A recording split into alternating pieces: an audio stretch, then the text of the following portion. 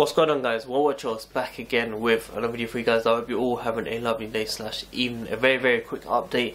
I have to go back to the office tomorrow 9 to 6 PM UK time. I'm not sure if I can get an upload done tomorrow. If I do, it will be around 7-8 PM UK time if there's anything vital. If not, I'll be back on Wednesday as usual time around this time, of course. But in this video here, we're giving you all the latest gossip around Chelsea, in and out news, of course, in the last 12 hours. Articles from Matt Law from the Telegraph, go support him. Nizaar from Goal, and also the articles from the Times as well. So if you enjoy my content, help out this channel by liking this video. Need as many likes as possible. Subscribe if you're new here. Hit the notification, tune in daily, and let me know your thoughts and opinions on each topic I speak about. I also need to do a live stream very soon with you guys to discuss our opinions on who should be coming in and out as well. I just want to say a big thank you to everyone that's been supporting this channel. This channel in the last 2 months has been growing immense. Couldn't do it without you guys, as it says in the name, worldwide Chelsea, worldwide for the fans, of course. And we're all one, and I respect all you guys as always. I want to make sure everyone understands that. Before I start on all these topics, I just want to say, did you know in 1955 Chelsea met up with AC Milan and Real Madrid in Paris to talk about the Project European Cup? Arsenal fans, do you remember, or do you know, or have you forgotten that Chelsea are the only team in London with the European Cup? The way you guys celebrated the FA Cup was that you won the Champions League. Not even Liverpool fans celebrated the Premier League. For me, Arsenal fans are the worst fan base for me. Let me know in the comments below your worst fan base. You know, since secondary school, when I was in school, before college, all my friends supported Arsenal and just hated it as well. But also, The Guardian have come out and said that the fixture list for the next season could be coming out on the 21st of August. Hopefully, we might get Arsenal on the opening day. You never know. Some revenge straight away. So, let's get straight into Matt Law from the Telegraph, his article. Lampard is prepared to listen to offers for Jorginho. If the money's right, I think we should entertain it. I'm not saying Jorginho isn't good enough for Chelsea. I think in the position that he plays under Frank Lampard just doesn't suit him. You know, Lampard wants that number 6. He wants the 2 number 8s in front, like Kai Havertz and Mason Mount, running into the box and box player. And Jorginho does not have the defensive duties. You know, we've seen countless times this season, and it's not his fault because he's not playing to his strengths, of course, and that's why maybe he could be a decent squad player. But if the money is right around 50 to 55 million, I think Chelsea will entertain. I think Lampard will say yes, let him go, because there's players like Declan Rice, Kante, that can do a better job in that position that he wants. So as I said, I want to make it clear, I'm not saying Jorginho isn't good enough. In general, he's a fantastic footballer, but I think the tactics that Lampard wants to play in, and the squad that we want to base Lampard in for next season with no excuses, we need to make sure that he gets it right. So Jorginho might not start, but he could be a decent squad player, but if the money is right, we should consider selling him definitely. Kante might not be able to play every single game, which is why Declan Rice could be taking that position as well.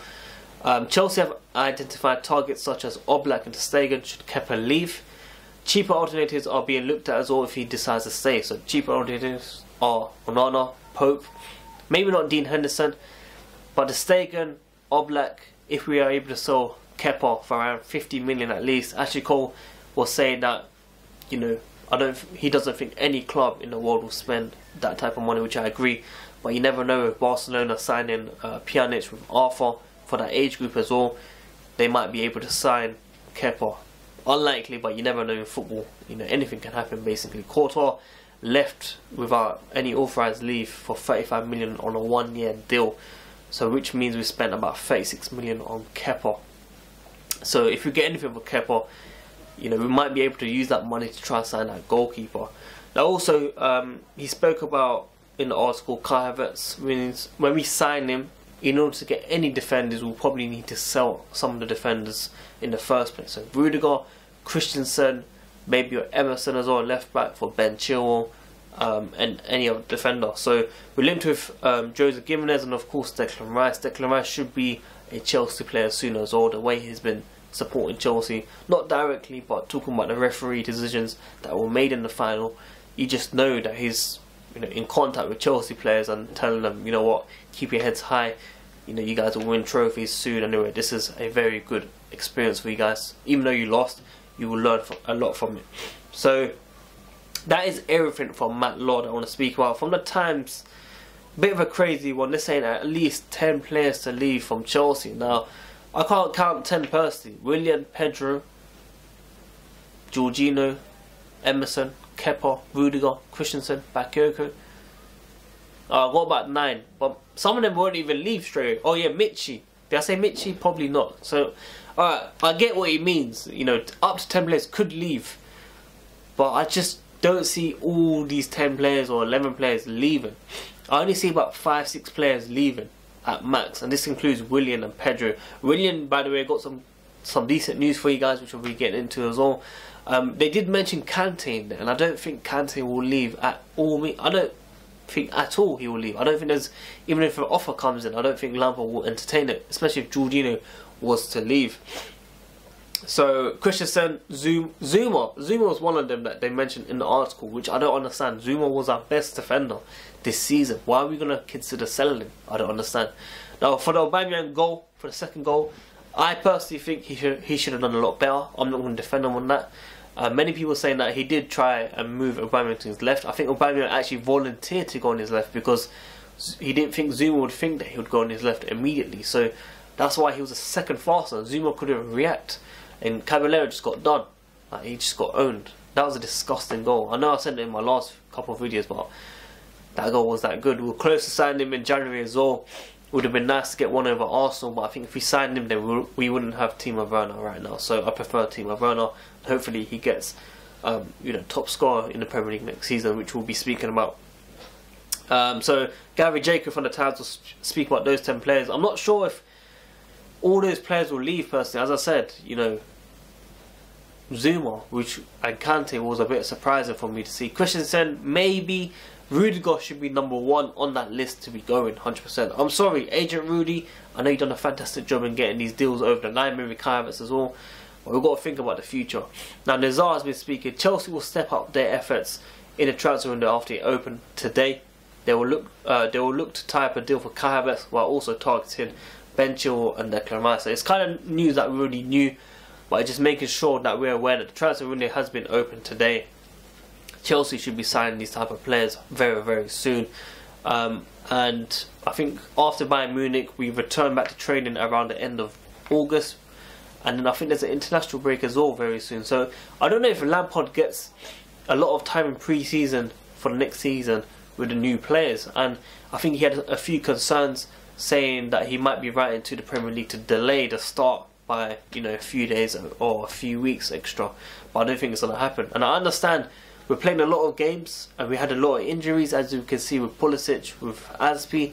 We need to be very, very careful, and we need to make sure the players that we have in the squad are ready for next season, which is why the dead will need to go and we need to get these new players in ASAP. Now Willian, I actually don't know, says Frank Lampard, what his decision is. It is his choice and I respect his choice. He has been a great servant for Chelsea if he decides to move on. It looks like Frank Lampard's hinting, for me, from what I'm reading, from one understanding, Willian has made a move, you know, to leave Chelsea, and I think Arsenal is probably the club that he'll be joining. I just see him, David Luiz, the way he was talking to players after the game or before the game. For me, it looked like he's going to be joining Arsenal, and it's a shame really, because I didn't want him to join Arsenal personally or Tottenham. I just wanted him away from the Premier League. I wanted him to go to Barcelona. I wanted him to go to MLS. I wanted him to go anywhere away from London. But of course he has a restaurant with David Luiz. He could have linked up with Jose Mourinho, who he said that he would work with again. But it looks like, I think he's going to be going to Arsenal. Let me know in the comments below who you think he's going to be going to.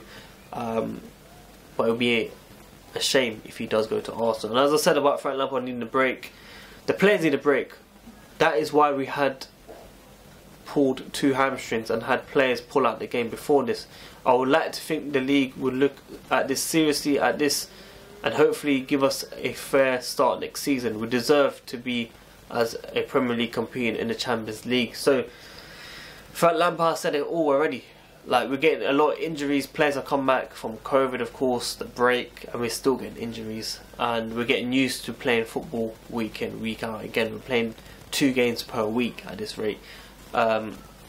So I understand Frank Lampard's concerns. Let me know what you think about his concerns. But guys, that's everything I want to speak about in this video. Hopefully you guys enjoy it. like this video to help this channel grow, subscribe if you're new here, hit the notification, tune in daily. And as I said, I might not be uploading tomorrow because I'm going back to work, but if I do, it'll be in the evening around 7 to 8 PM UK time. Well, watch us guys, I'm out, peace.